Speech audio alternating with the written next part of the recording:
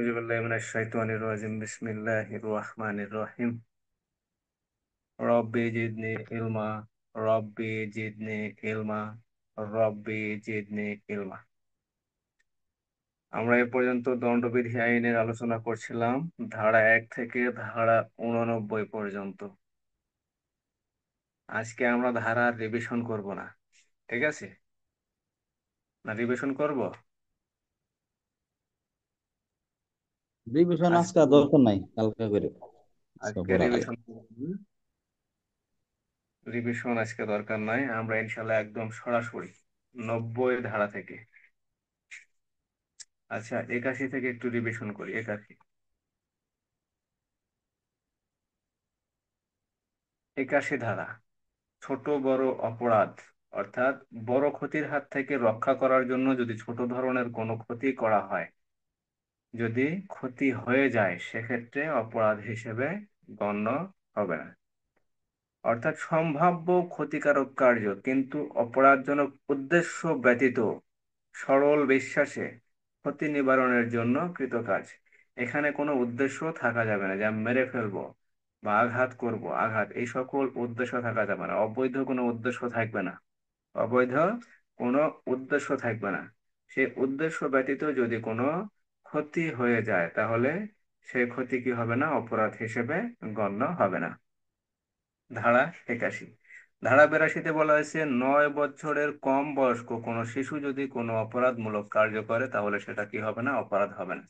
ধারা 82-তে বলা হয়েছে 9 বছরের অধিক কিন্তু 12 বছরের কম বয়স্ক কোনো শিশু যদি কোনো কাজ করে কিন্তু সে কাজের সম্পর্কে যদি তার কোনো বুদ্ধি বোধ সম্পন্ন যদি কোনো জ্ঞান বুদ্ধি যদি না থাকে, অথবা সে যদি বুঝতে যদি অক্ষম হয়, তার বোধ শক্তি যদি পরিপক্ক না হয়, সে এমন কোনো কাজ করে যে কাজের প্রকৃতি বা পরিধি বা পরিণতি সম্পর্কে যদি সে অজ্ঞ থাকে বা সে যদি বুঝতে অক্ষম হয়, তাহলে সেই শিশুর কাজ অপরাধ হিসেবে গণ্য হবে না।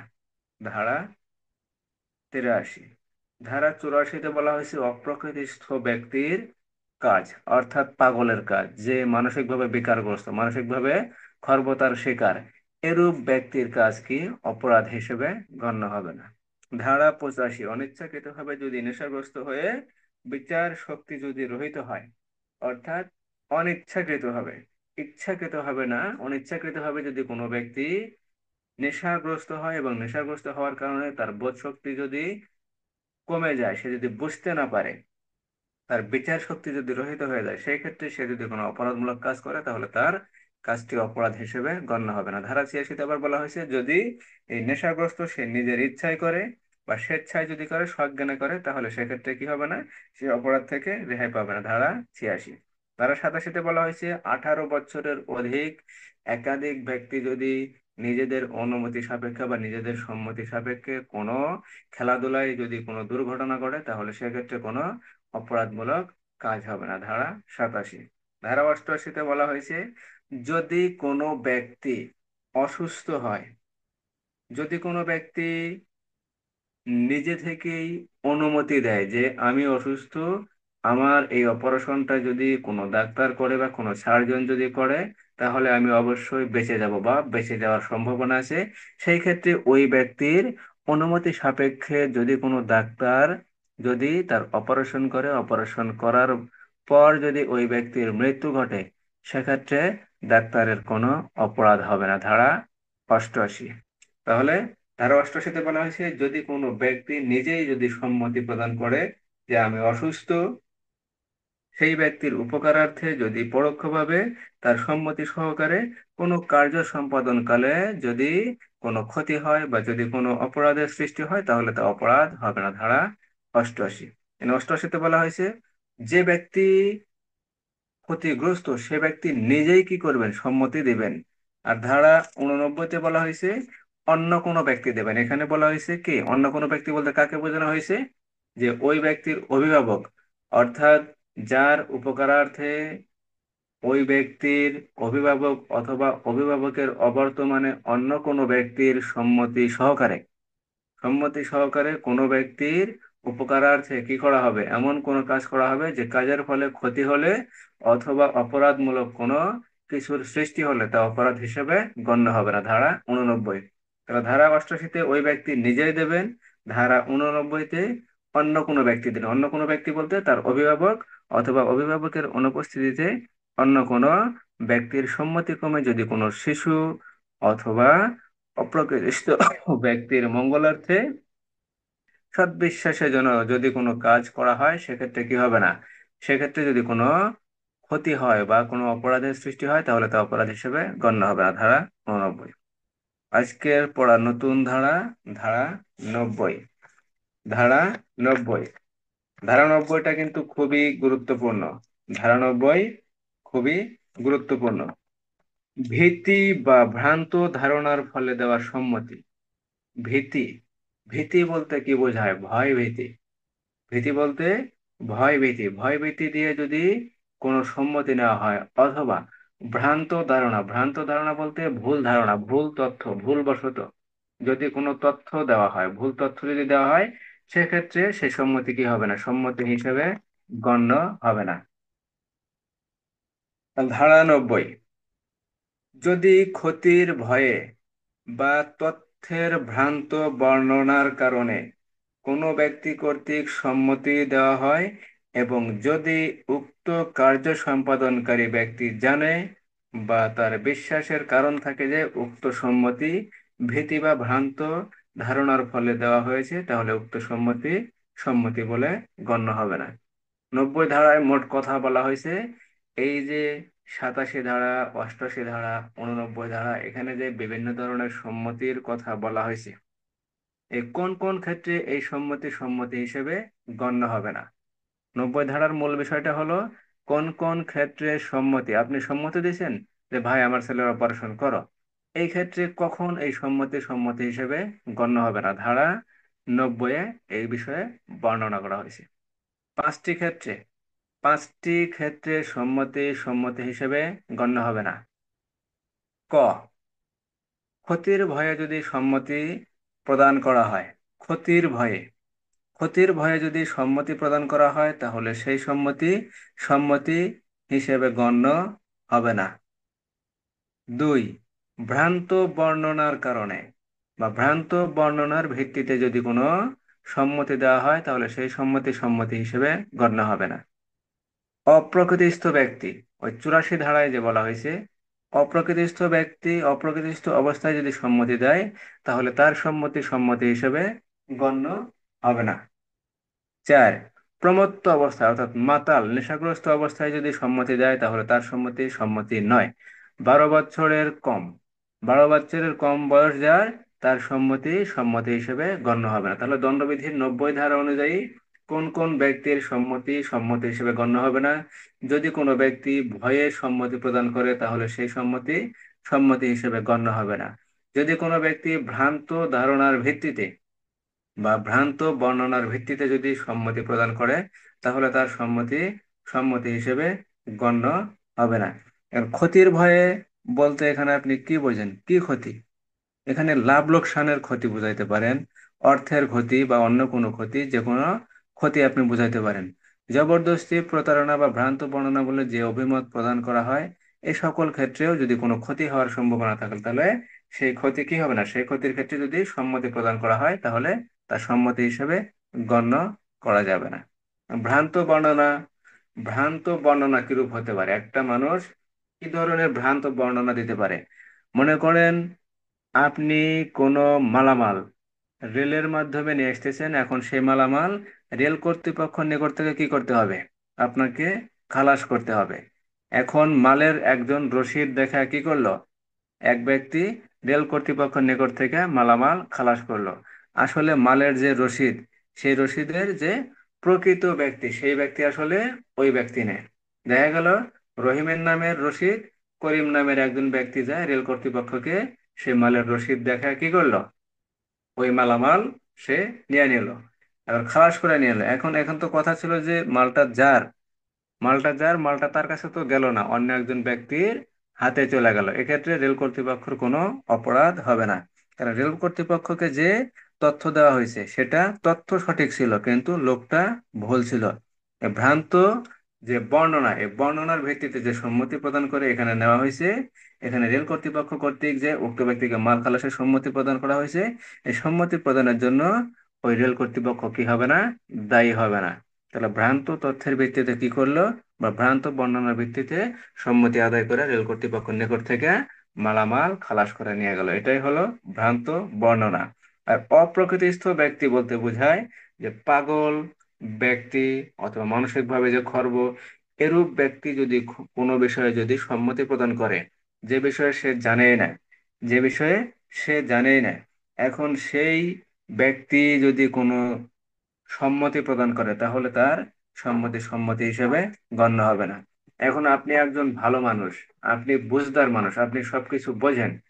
এখন আপনি একজন পাগলের সাথে, মহিলা পাগলের সাথে যদি আপনি সঙ্গম করেন, আপনি জানেন যে এটা ধর্ষণ হিসেবে গণ্য হবে, কিন্তু আপনি তাকে বুঝায় শুনে বললেন যে আপনাকে পাউরুটি কিনে দেব, আপনাকে এই খাবারটা দেব, আপনি আমার সাথে যদি যৌন সঙ্গম করেন তাহলে আমি আপনাকে এই খাবার দেব, ভালো পোশাক দেব। ও যদি বুঝতে না পারে, ও তো বোঝার কথা না, কারণ ও তো অপ্রকৃতিস্থ ব্যক্তি, পাগল ব্যক্তি। এই পাগল ব্যক্তি বোঝার মতো কোনো ক্ষমতা ওর নাই।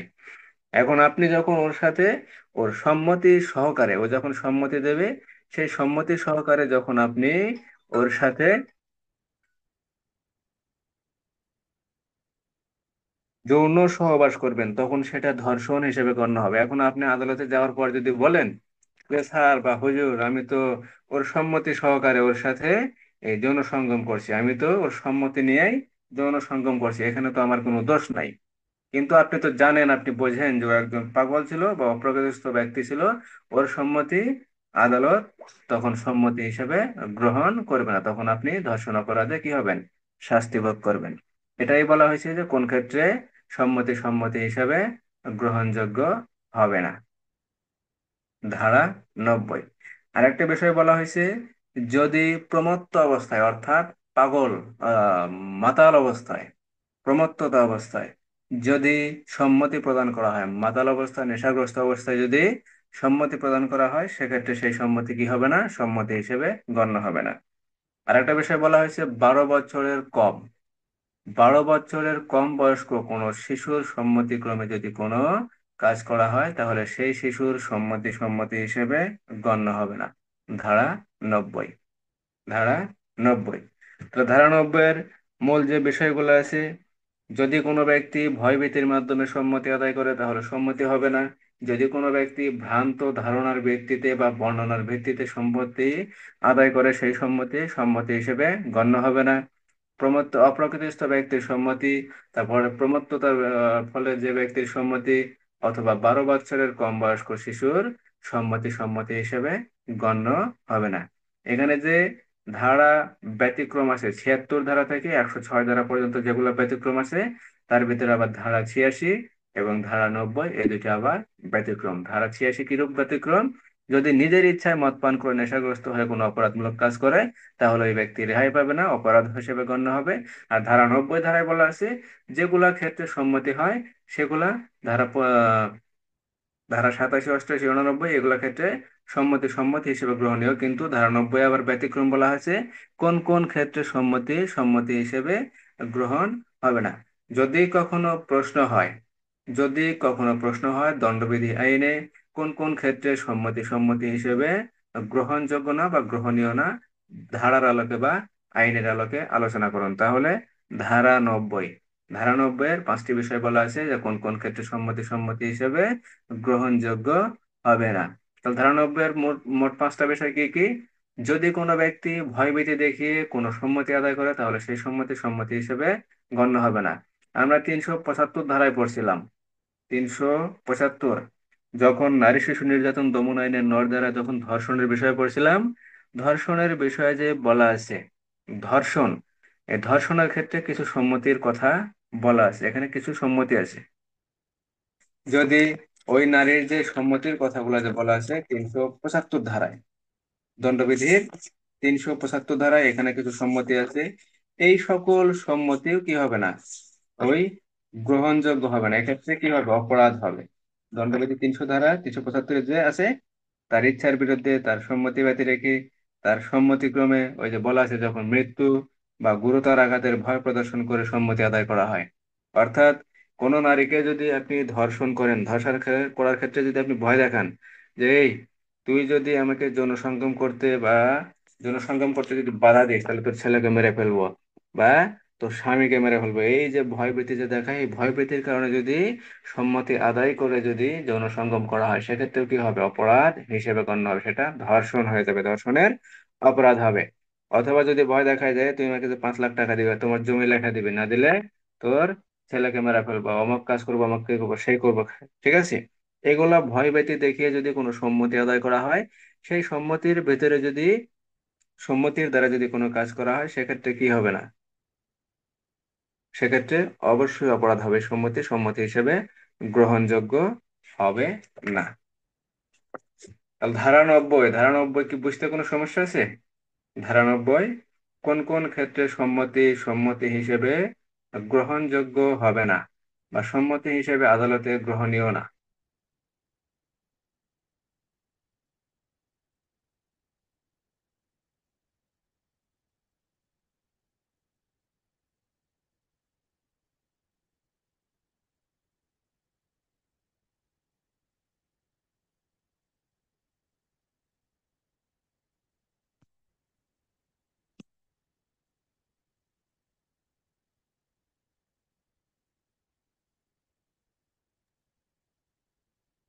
আবার একটু বলেন স্যার তাহলে।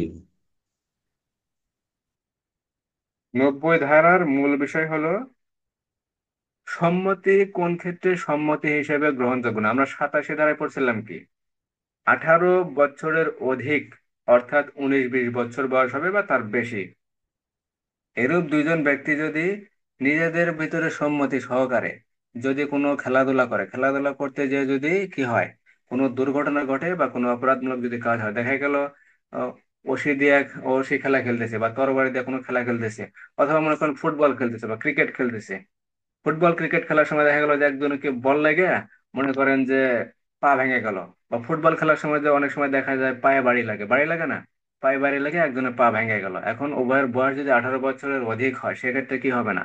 অপরাধ হবে না। কিন্তু ওই খেলার ভিতর তো কি ছিল, ওদের সম্মতি ছিল। এই যে সম্মতি, এখানে কি সম্মতি গ্রহণযোগ্যতা আছে, এখানে 87 ধারার সম্মতি গ্রহণযোগ্যতা আছে। আবার 88 ধারায় বলা আছে যদি ব্যক্তি যদি নিজেই যদি সম্মতি প্রদান করে, কোন ক্ষেত্রে? যে আমার বাঁচার দরকার, আমি যে অসুস্থ আমার অপারেশনটা যদি করা হয় বা আমার চিকিৎসা যদি করা হয় তাহলে আমি বেঁচে যাব, বা অপারেশনটা যদি করা হয়, আমি অপারেশন করলে আমি বেঁচে যাব, অসুস্থ থেকে বেঁচে যাব, এই বাঁচার শর্তে যদি কোনো ব্যক্তি কি করে, সম্মতি দিয়ে যদি কোনো সার্জন ডাক্তার দ্বারা যদি তার অপারেশন করায় বা তার চিকিৎসা করায়, দেখা গেল চিকিৎসার ক্ষেত্রে কি হলো, কোনো দুর্ঘটনার ক্রমে ওই ব্যক্তি মারা গেল বা অন্য কোনো ক্ষতি হয়ে গেল, সেক্ষেত্রে কি হবে না? তার সম্মতির কারণে ওই ক্ষতি ক্ষতি হিসেবে কি হবে না, গণ্য হবে না, বা অপরাধ হিসেবে গণ্য হবে না। আবার 89 ধারা কি বলা হয়েছে, যদি ছেলের পক্ষে তার পিতা বা অন্য কোনো ব্যক্তি যদি সম্মতি প্রদান করে, সে সম্মতির করার ফলে যদি কোনো কাজ করা হয় যার ফলে ওই শিশুর যদি কোনো ক্ষতি হয় বা শিশু যদি মারা যায়, সেক্ষেত্রে কি হবে না, তার অপরাধ হবে না। অর্থাৎ ওই সম্মতি সহকারে যে ব্যক্তি এই কাজগুলো করবে তার কি হবে না, অপরাধ হবে না। কিন্তু 90 ধারার যে বিষয়টি বলা আছে, এই 90 ধারায় যদি সম্মতি নেওয়া হয় সেই ক্ষেত্রে এই সম্মতি কি হবে না, গ্রহণযোগ্য হবে না। কিন্তু কোন কোন ক্ষেত্রে এই সম্মতিগুলা গ্রহণযোগ্য না, কোন কোন ক্ষেত্রে? দেখা গেল আপনি কোনো ব্যক্তিকে ভয় দেখায় যদি সম্মতি আদায় করেন, তাহলে সেই সম্মতি সম্মতি হিসেবে গ্রহণযোগ্য না। ধারা 90।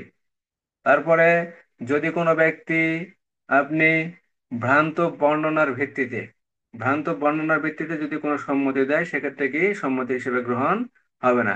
ভ্রান্ত ধারণাটা কেমন? ওই যে বলা হলো যে কোনো ব্যক্তি যদি রেলের মাধ্যমে কোনো মাল যদি খালাস করতে যায়, খালাস করতে গেলে কি তাকে একটা রসিদ দিতে হয়। এখন আপনার মালামাল, মনে করেন রহিমের মালামাল রহিম নিজেই খালাস করতে হবে, কারণ রহিমের নামে কি রসিদ আছে।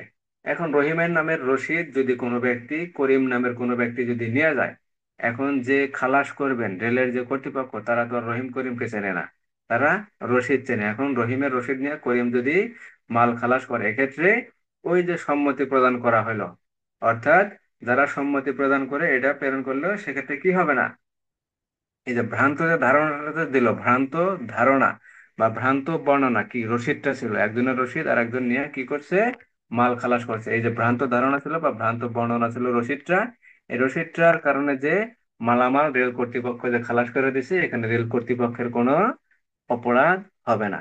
কারণ তারা তথ্য পাইছে, কিন্তু তথ্যটা কি ছিল, ভ্রান্ত তথ্য ছিল, ভুল তথ্য ছিল, ভুল তথ্য ছিল। এই ভুল তথ্যের ভিত্তিতে যদি মালামাল দিয়ে দেয়, সেক্ষেত্রে কোনো অপরাধ হবে না। কারণ একজন ব্যক্তির তথ্য আর একজন ব্যক্তি নিয়ে এসে কি করছে, ওই মালামাল খালাস করে নিয়ে চলে গেছে, সেক্ষেত্রে রেল কর্তৃপক্ষের কোনো অপরাধ হবে না। আবার বললাম যে পাগলের যে কাজটা, অপ্রকৃতিস্থ অবস্থায় যদি সম্মতি দেওয়া হয়, একজন পাগল যদি সম্মতি দেয়, বা একজন পাগলের নিয়ে মহিলা পাগল যদি সম্মতি দেয় যে আহ, তাকে ধর্ষণের ক্ষেত্রে বা তার সাথে যৌন সঙ্গমের ক্ষেত্রে যদি কোনো সম্মতি দেয়, সেক্ষেত্রে যদি আপনি বুঝতে পারেন যে এই যে সম্মতি দিল, এটা তো তার পাগলের কারণে সে সম্মতি দিছে, বা সে অপ্রকৃতিস্থ ব্যক্তি, তার মানসিক সমস্যা আছে, মানসিক সমস্যার কারণে তার সাথে আপনি কি করলেন, যৌন সঙ্গম করলেন। এখন এই বিষয়ে যদি কোনো অপরাধ হয়, এই বিষয়ে যদি কোনো মামলা হয় বা বিচার হয়, আপনি আদালতে যে বলতে পারবেন না, স্যার বা হুজুর আমি জানি না, সে আমাকে সম্মতি প্রদান করছে, কিন্তু সে যে পাগল সেটা আপনার জানা ছিল। এই অপ্রকৃতিস্থ ব্যক্তির সম্মতি কি হবে না, সম্মতি হিসেবে গণ্য হবে না। নেশাগ্রস্ত ব্যক্তির সম্মতি, নেশাগ্রস্ত কোনো ব্যক্তি, আপনি সেম উদাহরণ দিতে পারেন, একজন মানুষ নেশাগ্রস্ত আছে, একজন মানুষ নেশাগ্রস্ত। এখন তো অনেক কিছুই দেখা যায়, মনে করেন যে বন্ধু বান্ধবী কি করছে, অনেকেই মনে করেন যে নেশাগ্রস্ত হয়েছে, নেশাগ্রস্ত হয়ে এর ভিতরে মনে করেন যে একজন ইয়া করছে যে হ্যাঁ ওরা নেশাগ্রস্ত করবে, আমি ওর সাথে কি করব, আমি ওর সাথে যৌন সঙ্গম করবো, এরকম ইচ্ছা মনে মনে একজন মনে করেন ধরে রাখছে। এখন নেশাগ্রস্ত হওয়ার পর কি হয়েছে, ওর তো আর কোনো মানসিক ইয়া নাই, হিতাহিত কোনো জ্ঞান নাই। যখন ওর নিজের বিষয়ে কোনো জ্ঞান নাই, তখন কি করছে, এক বন্ধু বলছে যে, চল যাই আজ আমরা মজা করব। এখন মনে করেন যে ওই মজাতে ওই মনে করেন যে সম্মতি দিছে। এখন সম্মতি দেওয়ার পরেও যখন পরে বুঝতে পারছে এই বিষয়ে যখন কোনো বিচার হয়েছে বা যখন কোনো মামলা হয়েছে, তখন আপনি আদালতে যা বলতে পারবেন না, আপনি আদালতে উপস্থাপন করতে পারবেন না যে না ও আমাকে সম্মতি দিয়েছিল। ও যখন সম্মতি দিচ্ছে তখন ও যদি বলে যে আমি নেশাগ্রস্ত ছিলাম, নেশা করার কারণে আমার হিতাহিত কোনো জ্ঞান ছিল না, আমি স্বাভাবিক পর্যায়ে ছিলাম না, তখন ও আমার এই সুযোগটা নিছে, তাহলে সেটা কি অবশ্যই ধর্ষণ হিসেবে গণ্য হবে। যখন ধর্ষণ হিসেবে গণ্য হবে, তখন আপনি কি করবেন, তখন অবশ্যই আপনি অপরাধী হবেন। দণ্ডবিধির কত, নারী ও শিশু দমন আইনের ধারা 9 অনুযায়ী আপনি তখন অপরাধী হবেন। তাহলে যদি অপ্রকৃতিস্থ ব্যক্তি অথবা পাগলের বা পাগল যদি কোনো বিষয়ে সম্মতি প্রদান করে, তাহলে সেই সম্মতি সম্মতি হিসেবে গণ্য হবে না। আর একটা বিষয় বলা হয়েছে, 12 বছর বয়সের কম কোনো শিশু যদি বা কোনো ব্যক্তি যদি সম্মতি প্রদান করে, সেই সম্মতি সম্মতি হিসেবে গ্রহণযোগ্য না। ধারা 90। তো ধারা 90 বুঝতে কোনো সমস্যা আছে?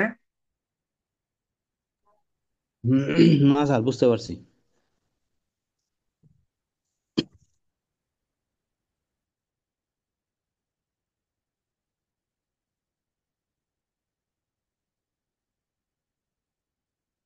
ধারা 91, ধারা 91, যে সকল কাজ সাধিত হলে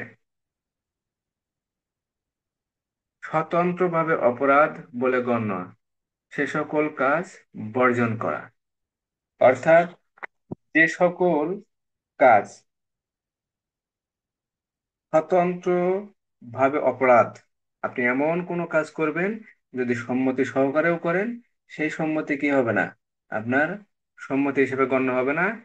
বা সম্মতি হিসেবে যদি আপনি গ্রহণ করে যদি কোনো কাজ করেন, সেটা যদি স্বতন্ত্র অপরাধ হয়, তাহলে সেই কাজ আপনাকে অবশ্যই বর্জন করতে হবে।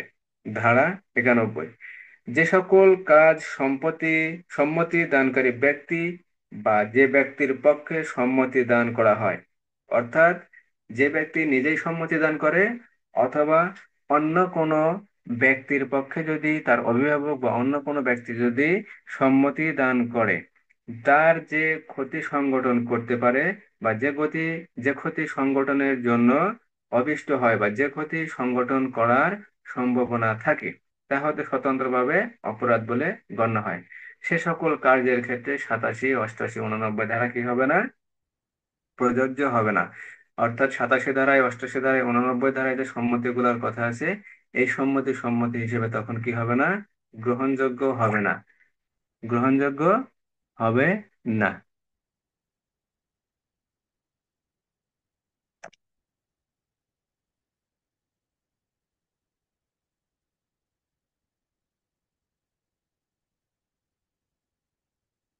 তাহলে এখানে উদাহরণ: গর্ভপাত ঘটানো নারীর জীবন রক্ষার উদ্দেশ্য ব্যতীত, নারীর জীবন রক্ষার উদ্দেশ্য ব্যতীত বা সদ্বিশ্বাসে ঘটাবার ক্ষেত্রে, সৎ বিশ্বাসে ঘটাবার ক্ষেত্রে উহা ব্যতীত নারীটির যে ক্ষতি সাধন করতে পারে বা যে ক্ষতি সাধনের জন্য অভীষ্ট হতে পারে, তা হতে স্বতন্ত্রভাবে একটি অপরাধ বলে গণ্য হবে। অর্থাৎ কোনো নারী যদি গর্ভধারিণী হয়, যদি কোনো নারী গর্ভপাত যদি ঘটানো হয়, সেই গর্ভপাত ঘটানোর সময় যদি ওই নারী নিজেই সম্মতি দান করে, অথবা অপর কোনো ব্যক্তি, নারীর স্বামী বা পিতামাতা, ভাই বা অন্য যে কোনো ব্যক্তি যদি সম্মতি দান করেন, এখানে সার্জন যে ডাক্তার আছেন তিনি অবশ্যই জানতে পারেন বা বুঝতে পারেন যে এই গর্ভপাত ঘটানোর ক্ষেত্রে কি ওই নারীর মৃত্যু ঘটতে পারে অথবা নারীর অন্য কোনো প্রকার ক্ষতি হইতে পারে। এই যে ক্ষতিটা, এটা একটা স্বতন্ত্র অপরাধ যদি হয়, এটা স্বতন্ত্র যদি কোনো অপরাধ হয়, তাহলে কি হবে না? এই ক্ষেত্রে এই সম্মতি সম্মতি হিসেবে গণ্য হবে না। ধারা 91।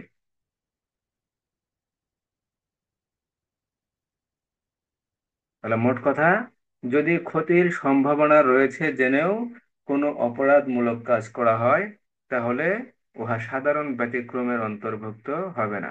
অর্থাৎ ক্ষতির সম্ভাবনা আছে, ক্ষতির সম্ভাবনা আছে জেনে যদি কোনো অপরাধমূলক কাজ করা হয় বা সম্মতি সহ কোনো কাজ করা হয়, তাহলে উহা সাধারণ ব্যতিক্রমের মধ্যে পড়বে না। অর্থাৎ আমরা 87 ধারায় পড়ছিলাম যেমন দুইজনের সম্মতি, তারপর 88 ধারায় পড়ছিলাম নিজের সম্মতি, 89 ধারায় পড়ছিলাম শিশু অথবা অপ্রকৃতিস্থ ব্যক্তির পক্ষে যদি তার অভিভাবক বা অন্য কোনো ব্যক্তি যদি সম্মতি প্রদান করেন, তাহলে সেই ক্ষেত্রে কোনো অপরাধ হলে কি হবে না? অপরাধ হবে না।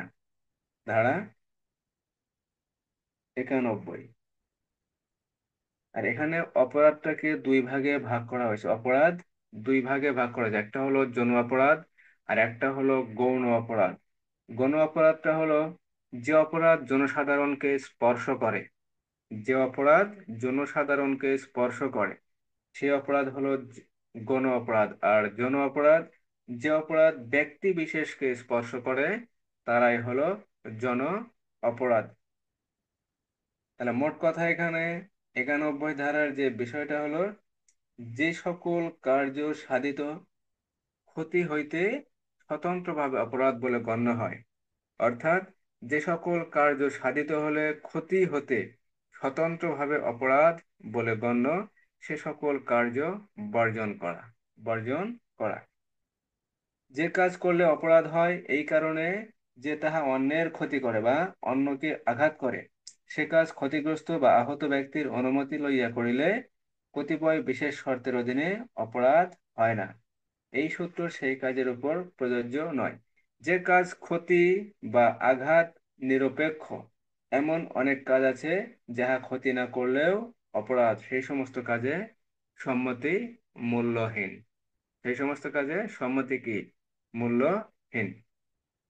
তাহলে এখানে মোট কথা, যদি কোনো ব্যক্তির, যদি কোনো মহিলার গর্ভপাত ঘটানো হয়, সে গর্ভপাত ঘটানোর ক্ষেত্রে যদি নারীর প্রতি যে ক্ষতি সাধন করতে পারে,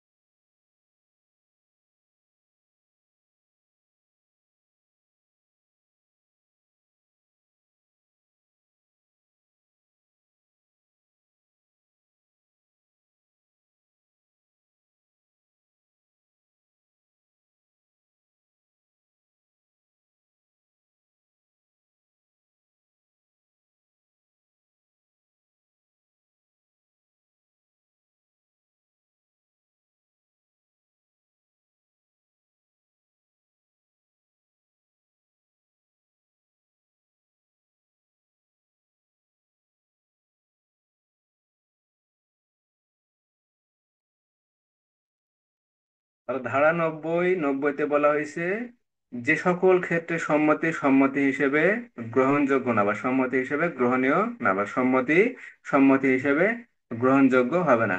আর ধারা 91-তে বলা হয়েছে যে সকল কাজ সাধিত হলে স্বতন্ত্রভাবে অপরাধ হবে, অপরাধ বলে গণ্য হবে। এমন কোন কাজ করা হয়েছে যে কাজ স্বতন্ত্র অপরাধ হিসেবে গণ্য হবে, সেই সকল কাজ কি করা?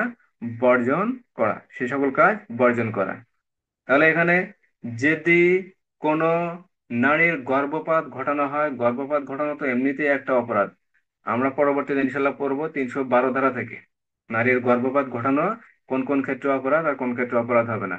যদি কোনো নারীর জীবন রক্ষার উদ্দেশ্যে, জীবন রক্ষার উদ্দেশ্য ব্যতীত যদি কোনো গর্ভপাত ঘটানো হয়, তাহলে সেটা তো এমনিতেই একটা অপরাধ হবে।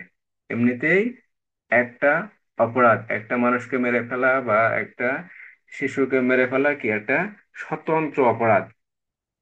কিন্তু যদি কোনো ব্যক্তিকে বাঁচানোর উদ্দেশ্যে যদি এটা যদি করা হয় বা ওই নারীকে বাঁচানোর উদ্দেশ্যে যদি করা হয়, তাহলে কি সেক্ষেত্রে অপরাধ হিসেবে গণ্য হবে না। কিন্তু এখানে বলা হয়েছে ব্যতিক্রম যে বিষয়টা, যদি সম্মতি সহকারে, ওই নারীর সম্মতি সহকারে অথবা ওই নারীর পিতামাতা বা অভিভাবক বা স্বামী বা অন্য কোনো ব্যক্তির সম্মতি সহকারে যদি কোনো নারীর গর্ভপাত ঘটানো হয়, সেক্ষেত্রে সেই নারীর ক্ষতি সাধন হতে পারে বা যে কোনো ক্ষতি হওয়ার সম্ভাবনা আছে। অথবা যে ডাক্তার বা যে সার্জন বা যেই এই গর্ভপাত ঘটাবে না কেন, সে জানে যে এই গর্ভপাতটা ঘটালে ওই নারীরই কোনো ক্ষতি হওয়ার সম্ভাবনা আছে।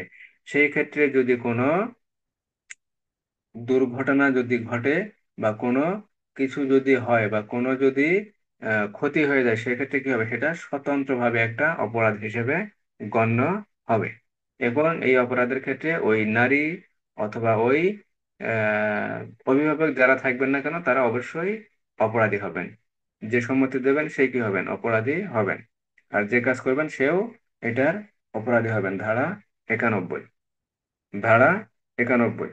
তাহলে নারীর গর্ভপাত যদি জীবন রক্ষার উদ্দেশ্য ব্যতীত যদি, জীবন রক্ষার উদ্দেশ্য ব্যতীত যদি করা হয়, যে এক্ষেত্রে উহা নারীটির যে ক্ষতি সাধন করতে পারে বা ওই নারীর যে ক্ষতি সাধন হতে পারে বা ক্ষতি সাধন হওয়ার যে সম্ভাবনা আছে, তাহলে তা হতে কি স্বতন্ত্রভাবে একটি অপরাধ বলে গণ্য হবে। ইহা ক্ষতির অজুহাতেই অপরাধ বলে গণ্য হবে না। ক্ষতির যেখানে অজুহাতটা আছে সেই অজুহাতটা আপনি দেখাতে পারেন না, এটা অজুহাত হিসেবে গণ্য হবে না।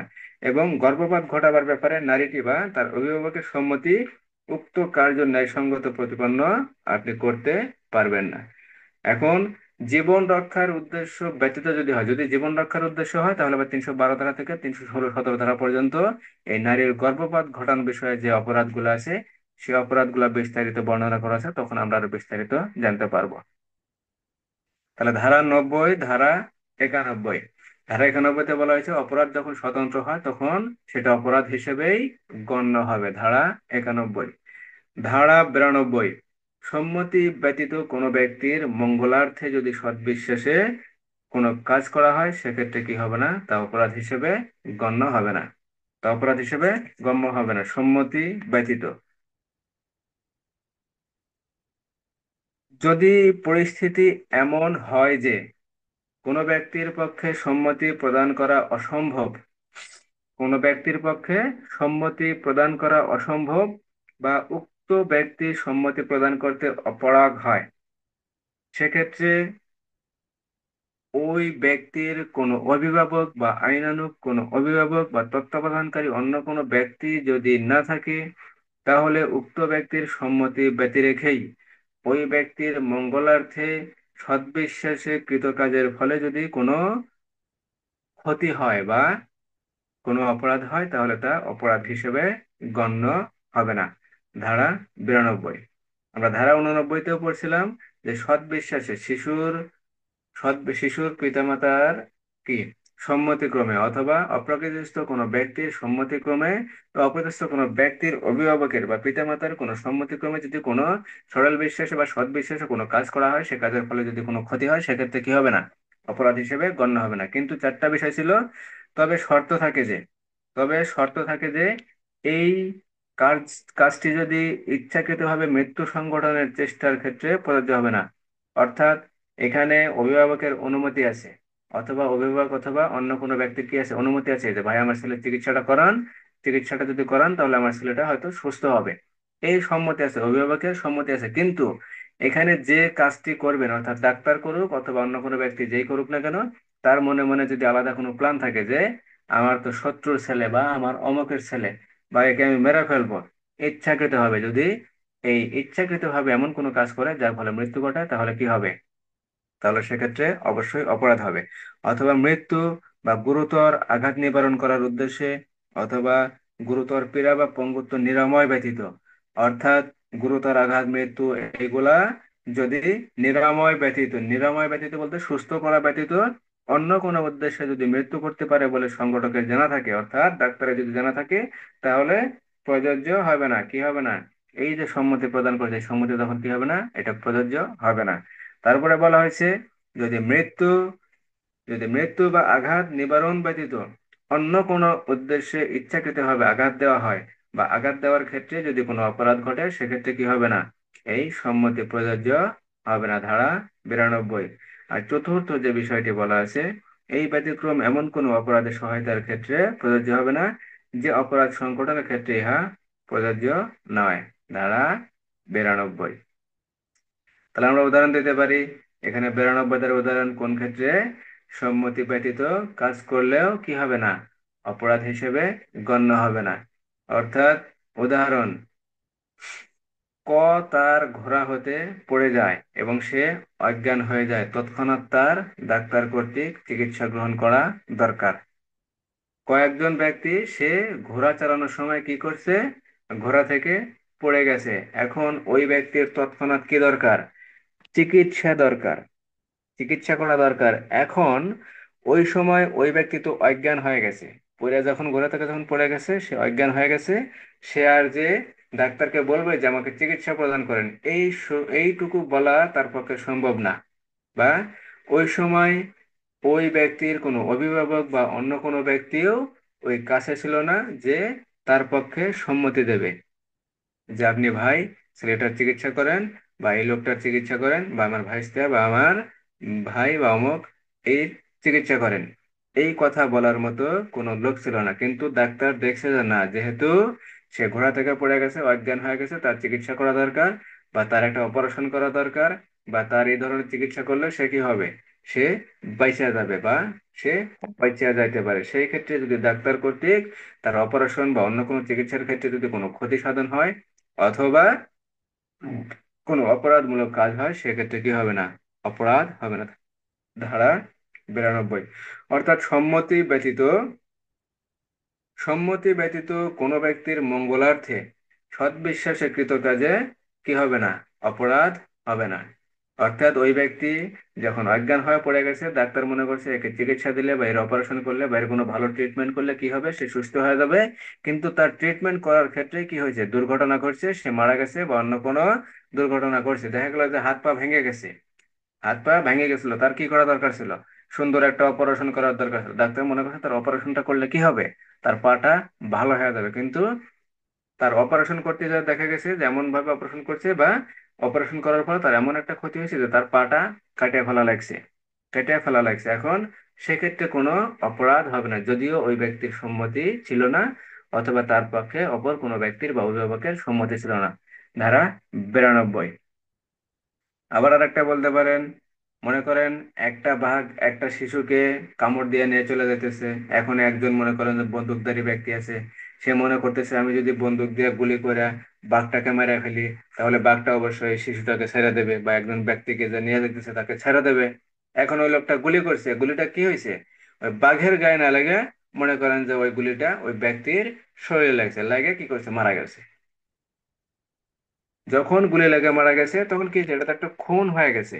কিন্তু এক্ষেত্রে খুন হিসেবে গণ্য হবে না, কারণ ওই ব্যক্তি চাইছিল যে যেহেতু বাঘটা তাকে নিয়ে যাইতেছে, তাকে মেরে ফেলবে বা খেয়ে ফেলবে, তাহলে সেই ক্ষেত্রে ওই ব্যক্তিকে বাঁচানোর উদ্দেশ্যে, সদ্বিশ্বাসে ওই ব্যক্তির উপকার করার জন্য তার সম্মত ব্যতীতই কি করছে?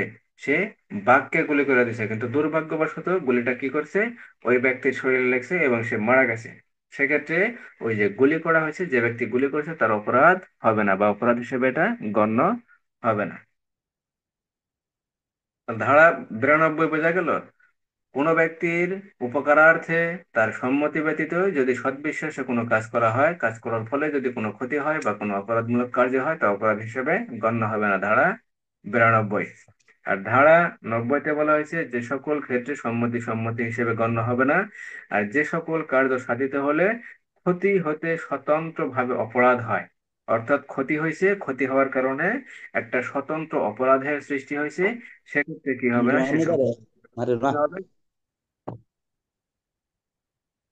Muka antas ya. Kulo kulo.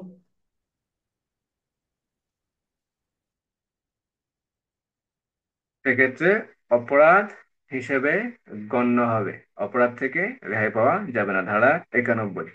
আর ধারা 92-তে বলা হয়েছে সম্মতি ব্যতীত কোনো ব্যক্তির উপকারার্থে বা কোনো ব্যক্তির মঙ্গলার্থে যদি সদ্বিশ্বাসে কোনো কাজ করা হয়, তার ফলে যদি কোনো অপরাধ হয় বা কোনো ক্ষতি হয়, তাহলে সেই ক্ষতির জন্য কোনো অপরাধ হবে না বা অপরাধ হিসেবে তা গণ্য করা যাবে না। ধারা 92।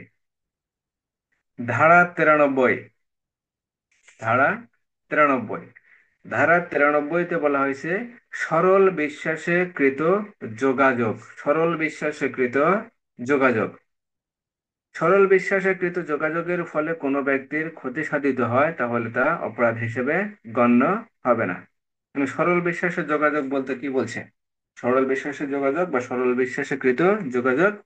উদাহরণ: সার্জন ক সৎ বিশ্বাসে একটি রোগীকে তার অভিমত জানান যে সে বাঁচবে না, তার ক্যান্সার হয়েছে, সে মারা যাবে। এখন ডাক্তারের কাছে অনেক সময় তো রোগীরা চিকিৎসার জন্য যায়। এখন ডাক্তার কোনো সময় বলে যে আপনি বাঁচবেন না, আপনি মারা যাবেন? বলে না। এখন কোনো ডাক্তার যদি বলে যে ভাই আপনার তো ক্যান্সার হয়েছে, আপনি মারা যাবেন, তাহলে এই রোগীটি অভিমতের ফলে যদি মৃত্যু মুখে পতিত হয়, অর্থাৎ ওই ডাক্তারের কথা শুনে যদি রোগী মারা যায় বা 2-4 দিন পরেও যদি সেই রোগী মারা যায়, তাহলে কি হবে না, তা অপরাধ হিসেবে গণ্য হবে না। কারণ ডাক্তার বলছিল যে ভাই আপনি বাঁচবেন না, আপনি মারা যাবেন। ডাক্তার অনেক কারণেই বলতে পারে। ডাক্তার যদি মনে করে যে আপনি 2, 4, 5 দিন বা 10 দিন, 1 মাস বাঁচবেন, ভালো মন্দ যা কিছু খাবার আছে আপনি খান, আপনার শরীরের অবস্থা ভালো না, আপনার শরীরের কন্ডিশন ভালো না, বা আপনার যে রোগ হয়েছে এই রোগে আপনি তো বাঁচবেন না, আপনি এই কয়দিন বাঁচতে পারেন। আপনার যদি ধার দেনা থাকে, ঋণ পিন থাকে, বা আপনি যদি কোনো ব্যক্তির কাছে যদি টাকা পয়সা পান, সেগুলো আপনি ঠিকঠাক মতো বুঝে নেন, বা যদি কেউ আপনার কাছে পায় সেটা আপনি তাকে বোঝা দেন। ডাক্তার অনেক দিক বিবেচনা করে এটা বলতে পারে বা বলার সম্ভাবনা আছে। এখন ডাক্তার বলছে যে ভাই আপনি বাঁচবেন না, রোগী শুনে মনে করেন যে মারা গেছে, রোগী শুনে তৎক্ষণাৎ মারা গেছে, বা 2-4 দিন পরেই মারা গেছে, বা তখনই মারা গেছে, এখন কি হবে না, এই যে ডাক্তার সরল বিশ্বাসে বলছে, এই সরল বিশ্বাসে বলার কারণে সেটা কি হবে না, অপরাধ হিসেবে গণ্য হবে না। দণ্ডবিধির 93 ধারা। দণ্ডবিধির 93 ধারা। তাহলে সরল বিশ্বাসকৃত যোগাযোগের ফলে যদি কোনো দুর্ঘটনা ঘটে, তাহলে তা কি হবে না, অপরাধ হিসেবে গণ্য হবে না। ধারা 93। ধারা 93। ধারা 94। যে ক্ষেত্রে কোনো কার্য করার জন্য ভীতি প্রদর্শন করে কোনো ব্যক্তিকে বাধ্য করা হয়, অর্থাৎ ভীতি প্রদর্শন পূর্বক যদি কোনো ব্যক্তিকে অপরাধমূলক কার্য করা হয়, তাহলে সেক্ষেত্রে কি হবে, অপরাধ হিসেবে গণ্য হবে। একটা ক্ষেত্রে হবে আর একটা ক্ষেত্রে হবে না। এখন কখন হবে আর কখন হবে না? কোনো ব্যক্তিকে তাৎক্ষণিক মৃত্যু বা গুরুতর জখমের ভয়ভীতি দেখিয়ে খুন এবং রাষ্ট্রদ্রোহী অপরাধ ব্যতীত, কোন কোন অপরাধ? খুন, খুনের অপরাধ এবং রাষ্ট্রদ্রোহী অপরাধ ব্যতীত অন্য কোনো অপরাধ সংগঠনে যদি বাধ্য করা হয়, তাহলে সে ব্যক্তি, অর্থাৎ যিনি বাধ্য হয়ে উক্ত অপরাধ করলেন, তিনি উক্ত অপরাধের দায় হতে রেহাই পাবেন। তবে তাৎক্ষণিক মৃত্যু বা গুরুতর জখমের ভয়ভীতি ব্যতীত সামান্য ক্ষতির আশঙ্কার ক্ষেত্রে রেহাই পাবেন না। তাহলে যে ক্ষেত্রে ভয়ভীতি দেখিয়ে বা ভয়ভীতি প্রদর্শন করে কোনো ব্যক্তিকে কোনো কাজে বাধ্য করা হয়, তাহলে সেটা একটা ক্ষেত্রে অপরাধ হবে আর একটা ক্ষেত্রে অপরাধ হবে না। এখন দেখা গেল যে একদল ডাকাত একজন কামারকে বলতেছে, একজন কামার কামারকে বলতেছে যে ভাই তুমি আমাদের সাথে চলো, যদি তুমি আমাদের সাথে না যাও, তাহলে তোমার ছেলেকে মেরে ফেলবো বা তোমাকে আমরা মেরে ফেলবো। তুমি আমাদের সাথে চলো, অমুক বাড়িতে ডাকাতি করব, সেই বাড়ির দরজা জানালা যা যা আছে সুন্দর করে তালা মালা লাগানো আছে, এগুলা তুমি কাইটা দিবা। ঠিক আছে? এখন ওই ব্যক্তি যদি জীবনের ভয়ে যদি যায়, যদি সেখানে যদি ওই দরজার যে তালা আছে এগুলা যদি খুলে দেয় বা এগুলা যদি কেটে দেয়, সেক্ষেত্রে কি হবে না, তার অপরাধ হিসেবে গণ্য হবে না। কিন্তু ওই ব্যক্তিকে যদি বলা হয় যে ভাই তুই যদি না যাস তাহলে তোকে চর দিমু, থাপ্পড় দিমু, বা অন্য কোনো ছোট ধরনের ক্ষতির কথা যদি বলে, এখন সে লাভ পেরে যায় যদি সেখানে ওই দরজা যদি কেটে দেয়, বা দরজা জানালার যা যা আছে এগুলা যদি কেটে দেয়, এবং সেখানে ডাকাত দল যদি ডাকাতি করে যদি সুন্দর করে চলে যায়, তাহলে সেক্ষেত্রে কি হবে, ওই কামার যে আছে সে অপরাধের দায় হতে রেহাই পাবে না।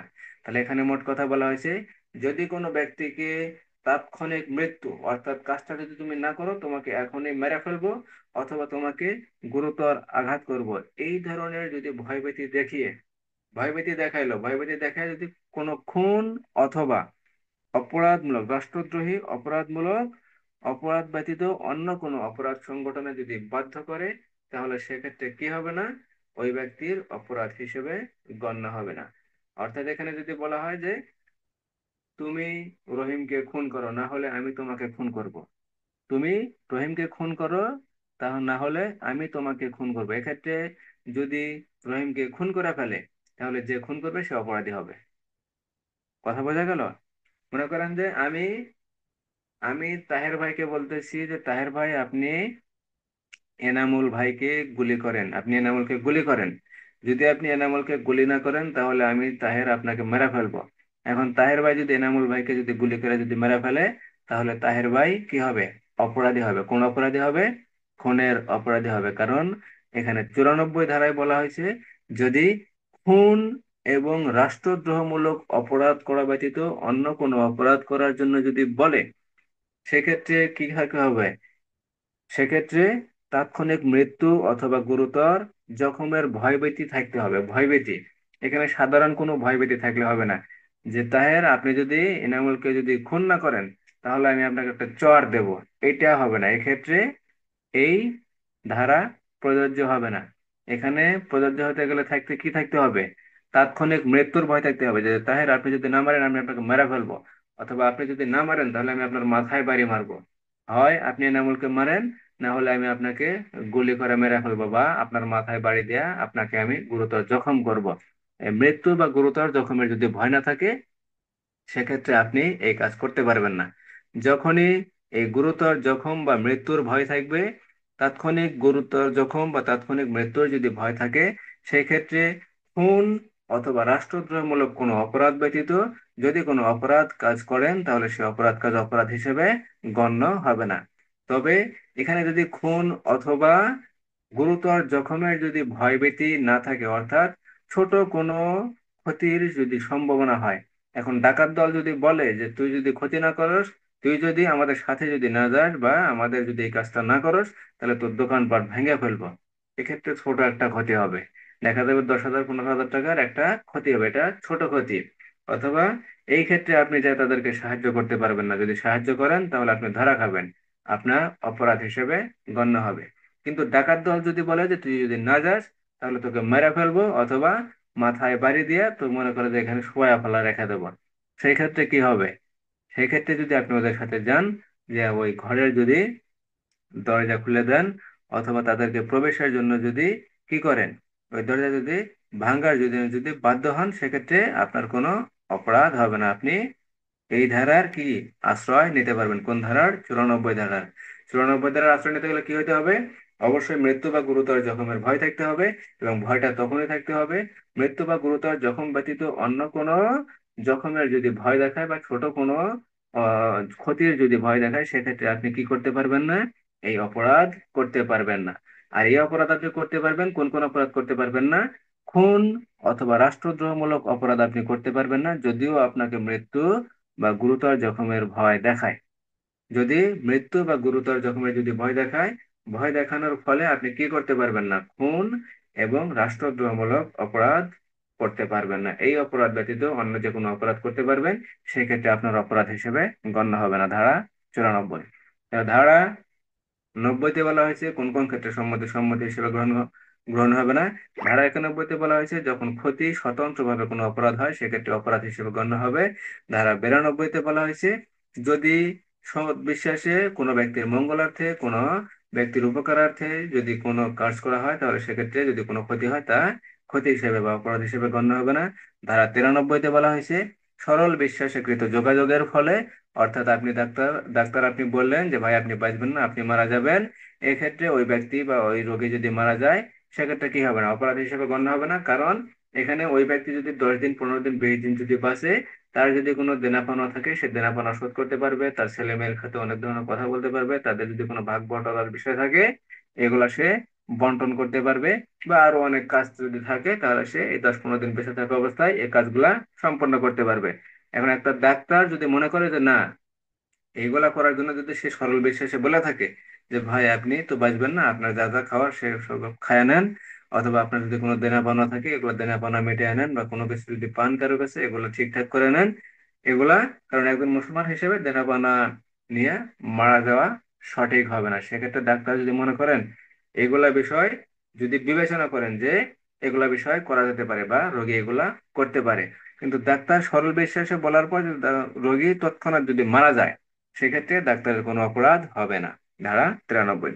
তাহলে ধারা 94-তে বলা হয়েছে যদি মৃত্যু এবং গুরুতর জখমের ভয় দেখিয়ে যদি কোনো অপরাধমূলক কাজ করায়, খুন এবং রাষ্ট্রদ্রোহমূলক অপরাধ ব্যতীত, সেক্ষেত্রে অপরাধ কোনো অপরাধ হিসেবে গণ্য হবে না। ধারা 93। ধারা 95 সামান্য ক্ষতিকারক কাজ। ধারা 95 তুচ্ছ বা সামান্য ক্ষতিকারক কাজ অপরাধ হিসেবে গণ্য হবে না, অপরাধ হিসেবে গণ্য হবে না। ধারা 95।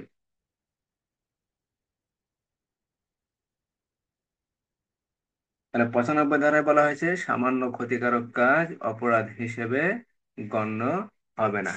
ধারা 95। আপনি কোনো বাড়ি থেকে যদি আহ, মনে করেন একটা আম বাগানের 5টা আম ছিঁড়ছেন, বা ফুলের বাগানের 5টা ফুল ছিঁড়ছেন, অথবা কোনো বাড়িতে গেছেন যায় দেখছেন যে সুন্দর একটা পাকা পেঁপে আছে, আপনি পেঁপেটা পারছেন পায়রা খাইছেন, সেটা একটা পেঁপে, একটা পেঁপে পারা কোনো অপরাধ অপরাধ হিসেবে, এগুলা ছোট অপরাধ, সামান্য ক্ষতিকর, এগুলো কোনো অপরাধ হিসেবে গণ্য হবে না। ধারা 95। ধারা 90 থেকে ধারা 95 বুঝতে কারো কোনো সমস্যা আছে? তার এই যে 94 ধারা যায় যার খুন ও রাষ্ট্রের বিরুদ্ধে মৃত্যুদণ্ড, মানে আমার খুনের হুমকি দিলে আমি আরেকজন মানে খুন করলে ওটা অপরাধ হবে, না করলে অপরাধ হবে না, তাই তো স্যার?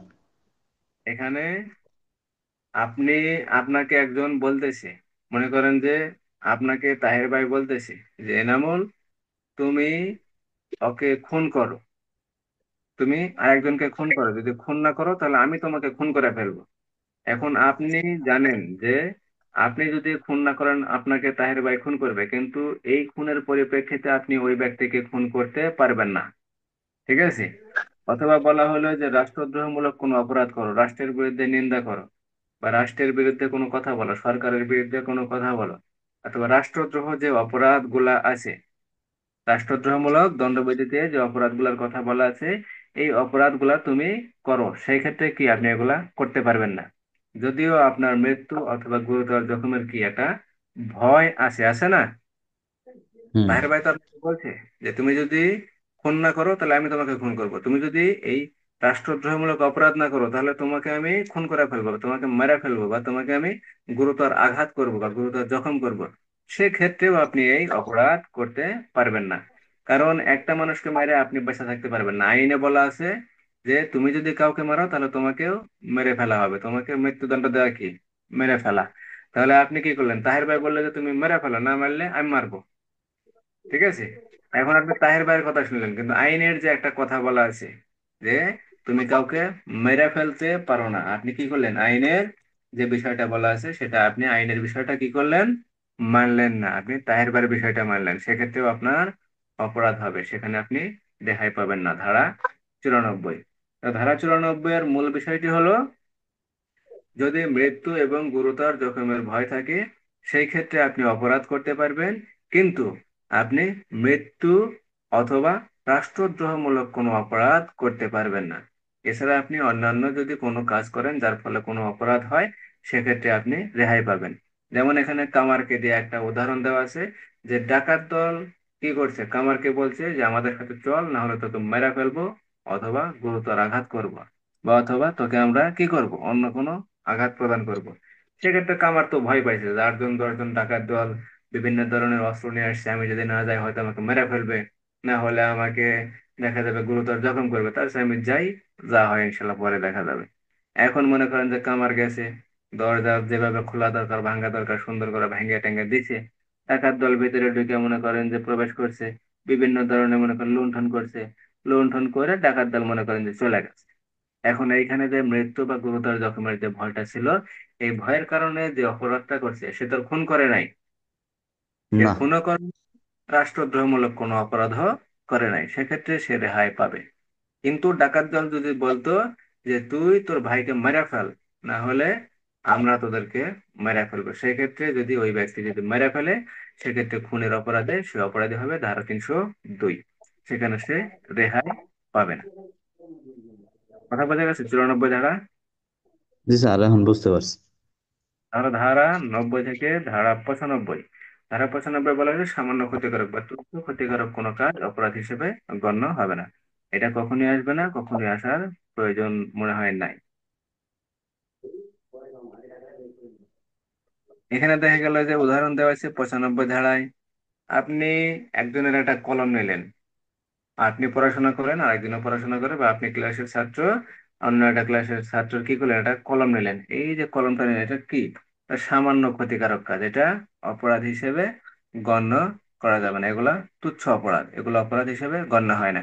আপনি রাস্তাঘাটে হাঁটতেছেন, আপনি রাস্তাঘাটে হাঁটতেছেন, আমরা হাঁটা চলার সময় কি হয়, একজনের শরীরের সাথে অন্যজনের শরীরের ধাক্কা লাগে, এখন ধাক্কা লাগছে, এটাও তো সামান্য একটা ক্ষতিকারক কাজ, আইনের ভাষায় এটা ক্ষতিকারক কাজ। এটাতে কি হবে না, এটাও কোনো ক্ষতি হিসেবে গণ্য হবে না, ধারা 95। তাহলে ধারা 90, ধারা 91, ধারা 92, ধারা 93, 94, 95, এখানে মোট যে বিষয়টা আছে সেটা হলো ধারা 90। যদি কখনো প্রশ্ন হয় যে সম্মতি কোন কোন ক্ষেত্রে গ্রহণযোগ্য না, ধারার আলোকে আলোচনা করুন, অথবা দণ্ডবিধিতে বর্ণিত কোন ধারার আলোকে সম্মতি সম্মতি হিসেবে গ্রহণযোগ্য না, বা কোন কোন ক্ষেত্রে সম্মতি সম্মতি হিসেবে গ্রহণযোগ্য না, আইনের আলোকে আলোচনা করুন। তাহলে ধারা 90, কোন কোন ক্ষেত্রে যদি ভয়ভীতি প্রদর্শন করে সম্মতি আদায় করা হয়, সেক্ষেত্রে কি হবে না, সম্মতি সম্মতি হিসেবে গ্রহণযোগ্য হবে না। যদি ভ্রান্ত কোনো বর্ণনা থাকে, বা ভ্রান্ত কোনো তথ্য থাকে, বা ভ্রান্ত কোনো ধারণা যদি থাকে, সেই ক্ষেত্রে কি হবে না, সম্মতি সম্মতি হিসেবে গ্রহণযোগ্য হবে না। তারপরে বলা হয়েছে, যদি অপ্রকৃতিস্থ ব্যক্তি অর্থাৎ পাগল ব্যক্তি কর্তৃক বা মানসিক বিকারগ্রস্ত বা মানসিক ভারসাম্যহীন বা মানসিক খর্বতার কারণে যদি কোনো ব্যক্তি সম্মতি প্রদান করে, তার সম্মতি সম্মতি হিসেবে গ্রহণযোগ্য হবে না। নেশাগ্রস্ত অবস্থায় যদি কেউ সম্মতি দান করে, সেটাও সম্মতি হিসেবে গ্রহণযোগ্য হবে না, কারণ একজন মানুষ যখন নেশাগ্রস্ত থাকে তখন তার সাধারণ কি হিতাহিত কোনো জ্ঞান থাকে না। এখন সেই অবস্থায় যদি একজন আরেকজনকে সম্মতি প্রদান করে, সেটা সম্মতি হিসেবে গ্রহণযোগ্য হবে না, ধারা 90। এছাড়াও বলা হয়েছে, যদি 12 বছর বয়সের কম বা 12 বছর বয়সের নিচে কোনো ব্যক্তি বা কোনো শিশু যদি সম্মতি প্রদান করে, তাহলে তার সম্মতি সম্মতি হিসেবে গ্রহণযোগ্য হবে না, ধারা 90। ধারা 91-তে বলা হয়েছে, যখন স্বতন্ত্র অপরাধ হয়, সম্মতি ফলে যদি কোনো কার্য করা হয়, সেই কার্যতে যদি কোনো ক্ষতি হয়, ক্ষতি যদি স্বতন্ত্রভাবে কোনো অপরাধ হয়, সেক্ষেত্রে কি হবে না, সেক্ষেত্রে অপরাধ থেকে কেউ রেহাই পাবে না, ধারা 91। ধারা 91। ধারা 92-তে বলা হয়েছে, যদি কোনো ব্যক্তির উপকার করার জন্য তার সম্মতি ব্যতীত অথবা অপর কোনো ব্যক্তির সম্মতি ব্যতীত যদি সরল বিশ্বাসে কোনো কাজ করা হয়, তার ফলে যদি কোনো অপরাধ হয় বা কোনো ক্ষতি হয়, তাহলে সেক্ষেত্রে কি হবে না, অপরাধ হিসেবে গণ্য হবে না, ধারা 92। ধারা 93-তে বলা হয়েছে, সরল বিশ্বাসে কৃত যোগাযোগের ফলে যদি সরল বিশ্বাসকৃত যোগাযোগের ফলে যদি কোনো ব্যক্তির ক্ষতি হয় সেক্ষেত্রে অপরাধ হিসেবে গণ্য হবে না। যেমন এখানে বলা হয়েছে ডাক্তার কর্তৃক রোগীকে বলা যে কি বিষয়, যে আপনি তো ভাই বেশি দিন বাঁচবেন না, আপনার ক্যান্সার হয়েছে, আপনি লাস্ট স্টেজে আছেন, আপনি তো মারা যাবেন, আপনার যা কিছু ভালো মন্দ খাবার আছে আপনি খেয়ে নেন, অথবা আপনার দেনা পাওনা যা আছে আপনি ঠিকঠাক করে নেন। এক্ষেত্রে কি হলো, রোগী শোনার পর পর মনে করেন যে মারা গেল, এক্ষেত্রে ডাক্তারের কোনো অপরাধ হবে না। অথবা আপনি আরেকটা উদাহরণ দিতে পারেন, মনে করেন আপনি বাড়িতে আছেন, আপনি বাড়িতে আছেন, পাশের বাড়ির কোনো মানুষ মারা গেছে, ঠিক আছে? এখন পাশের বাড়ির কোনো মানুষ মারা গেছে, বা আপনার চাচি মারা গেছে, বা আপনার প্রতিবেশী দাদি মারা গেছে, বা প্রতিবেশী কোনো ভাই মারা গেছে, চাচা মারা গেছে। এখন মনে করেন চাচার একটা ছেলে ঢাকায় থাকে, আপনি সৎ বিশ্বাসে সরল বিশ্বাসে ফোন দিয়েছেন যে ভাই তোর বাপ মারা গেছে, তুই তাড়াতাড়ি বাড়ি চলে আয়, কোনো দেরি করিস না। এখন ওর বাপ মারা গেছে, মারা যাওয়ার কথা শুনে মনে করেন যে ওই জায়গায় স্ট্রোক করে মারা গেছে, ওই জায়গায় স্ট্রোক করে ও মারা গেছে। এখানে এই যে সরল বিশ্বাসে যে যোগাযোগটা করা হয়েছে, এই যোগাযোগের ফলে যদি কোনো ব্যক্তির কোনো ক্ষতি হয়, তাহলে সেটা অপরাধ হিসেবে কি হবে না, গণ্য হবে না। কারণ ও বলতে চাইছে যে তুই তাড়াতাড়ি চলে আয়, তুই কোনো দেরি করিস না, এখানে চাচা বাইচা নাই, চাচাকে দাফন কাফন করা লাগবে, চাচার জানাজা হবে, বিভিন্ন যে কার্যাদি আছে এগুলা পালন করা লাগবে, তুই চলে আয়, তুই কোনো প্রকার দেরি করিস না, বা দেরি করা তোর চলবে না, তুই চলে আয়। এখন এই কথা শোনার পর কি হয়েছে, ওইদিকে মনে করেন হার্ট স্ট্রোক করে মারা গেছে। স্ট্রোক করে যদি মারা যায়, এখন তো ওই কোনো অপরাধ হবে না, কারণ এখানে ওর কোনো ক্ষতি সাধনও করতে চায় নাই বা অন্য কিছু করতে চায় নাই। এখানে সরল বিশ্বাসে কি করছে, যোগাযোগ করছে, যোগাযোগের ফলে কি হয়েছে, একটা অপরাধের সৃষ্টি হয়েছে বা ক্ষতি হয়েছে, এই অপরাধটা অপরাধ হিসেবে গণ্য হবে না। ধারা 93। আর ধারা 94-তে বলা হয়েছে, যদি ভীতি প্রদর্শন করে, ভীতিটা কিরূপ হবে, গুরুতর জখম অথবা মৃত্যু, এই দুইটার যে কোনো একটা ভীতি প্রদর্শন করে যদি কোনো ব্যক্তি কোনো অপরাধমূলক কাজ করায়, সেই অপরাধটা যদি খুন অথবা রাষ্ট্রদ্রোহমূলক অপরাধ ব্যতীত অন্য কোনো অপরাধ হয়, তাহলে সেটা অপরাধ হিসেবে গণ্য হবে না। ধারা 94। ধারা 95, সামান্য ক্ষতিকারক কাজ অপরাধ হিসেবে গণ্য হবে না। ধারা 95। তাহলে ধারা 1 থেকে ধারা 95 বুঝতে কারো কোনো সমস্যা আছে? আর এই যে ধারা 90 এর যে ক্ষতিটা বুঝছি, ভ্রান্তটা আর কি একটু মানে ইয়া লাগতেছে আর কি, ভ্রান্ত। ভ্রান্ত মানে ওই ভ্রান্তটা বুঝতেছেন না নাকি? হুম। ভ্রান্ত বিষয়টা, এখানে ভ্রান্তর যে উদাহরণটা দেওয়া হয়েছে, ভ্রান্ত যে বর্ণনা, ভ্রান্ত বর্ণনার ভিত্তিতে যে সম্মতি আদায় করা হয় তা যথার্থ কোনো সম্মতি না। ভ্রান্ত কি, ভুল ধারণা, ভুল ধারণা, ভুল বর্ণনা, ভুল তথ্য, এই তথ্যর ফলে যে সম্মতি আদায় করা হয় সেই সম্মতি কি নয়, সম্মতি হিসেবে গণ্য করা যায় না। এখানে বলা হয়েছে যে উদাহরণটা, মালের রসিদ দেখায় এক ব্যক্তি রেল কর্তৃপক্ষের নিকট হইতে মাল খালাস করে নেয়। কি নেয়? মালের রসিদ দেখে, ঠিক আছে? কোথায় থেকে নেয়? রেল কর্তৃপক্ষ থেকে নিয়ে নেয়। কিন্তু রসিদ প্রকৃতপক্ষে অন্য ব্যক্তির নামে হয়, উক্ত ব্যক্তির মাল খালাস করিবার কোনো অধিকার ছিল না। অর্থাৎ যে ব্যক্তি রেল কর্তৃপক্ষের নিকট থেকে মাল খালাস করছে, সেই ব্যক্তির নামে কি ছিল না, ওই রসিদটা ছিল না, রসিদটা ছিল অন্য কোনো ব্যক্তির নামে। কিন্তু অন্য কোনো ব্যক্তির নামে থাকা সত্ত্বেও আরেকজন ব্যক্তি যা কি করছে, ওই রসিদ নিয়ে যা মাল খালাস করছে, কিন্তু মাল খালাস করার অধিকার তার কি ছিল? তার তো ছিল না, কারণ রসিদটা তো আরেকজনের নামে। এখানে রেল কর্তৃপক্ষ যে মালামাল প্রদান করছে, রেল কর্তৃপক্ষ যখন দেখছে রসিদ পাইছে, তখন মাল খালাসের কি করছে, সম্মতি প্রদানের জন্য তিনি কি হবে না, দায়ী হবে না। অর্থাৎ ভ্রান্ত বর্ণনার ফলে এখানে যে সম্মতি প্রদান করা হয়েছে, এই সম্মতির জন্য কি হবে না, তিনি অপরাধ হবেন না, কারণ উক্ত ব্যক্তির মিথ্যা বর্ণনার ভিত্তিতেই তিনি মাল খালাসের সম্মতি প্রদান করিয়াছিলেন। কথা বোঝা গেল? এমনি তাহলে রেলুলার তাহলে আর অপরাধ হইব না, তাই তো? না, অপরাধ হবে না। মানে হ্যাঁ, তো রসিদ পাইছে, রসিদ পাইয়া মাল দেয়া দিয়ে দিচ্ছে, ধারা 90। এই জিনিসটাই।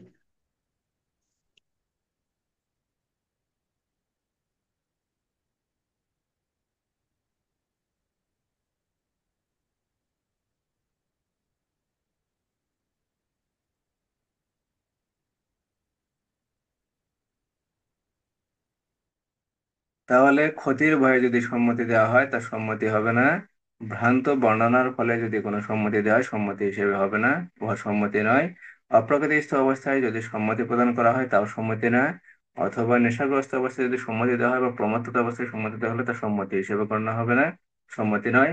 12 বছরের নিম্নে যদি কোনো ব্যক্তি বা কোনো শিশু যদি সম্মতি প্রদান করে তার সম্মতি যথার্থ সম্মতি নয়। ধারা 90, ধারা 91, যখন সম্মতির ফলে কোনো ক্ষতি হয় এবং তা যদি স্বতন্ত্র কোনো অপরাধ হয় তা বর্জন করতে হবে, তা সম্মতি হিসেবে কি করা যাবে না, গ্রহণ করা যাবে না। ধারা 91। ধারা 92 তে বলা হয়েছে সম্মতি ব্যতীত যদি কোনো ব্যক্তির মঙ্গলার্থে কোনো সদ্বিশ্বাসে কোনো কাজ করা হয় তাহলে কি তার ফলে যদি কোনো ক্ষতি হয় বা কোনো অপরাধ হয় তা অপরাধ হিসেবে গণ্য হবে না। ধারা 93 তে বলা হয়েছে সরল বিশ্বাসে কৃত যোগাযোগের ফলে যদি কোনো অপরাধ হয় তাহলে তো অপরাধ হবে না। ধারা 94-তে মৃত্যু বা গুরুতর ভয় বা জখম মৃত্যু বা গুরুতর জখমের ভয় দেখিয়ে যদি কোনো মৃত্যু বা খুন অথবা রাষ্ট্রদ্রোহ অপরাধমূলক কার্য ব্যতীত অন্য কোনো কার্য সম্পাদনে যদি বাধ্য করে তাহলে সেক্ষেত্রে কি হবে না, অপরাধ হবে না। ধারা 95 সামান্য ক্ষতিকারক অপরাধ হিসেবে গণ্য হবে না। তাহলে ধারা 1 থেকে ধারা 95 বুঝতে কারো সমস্যা আছে?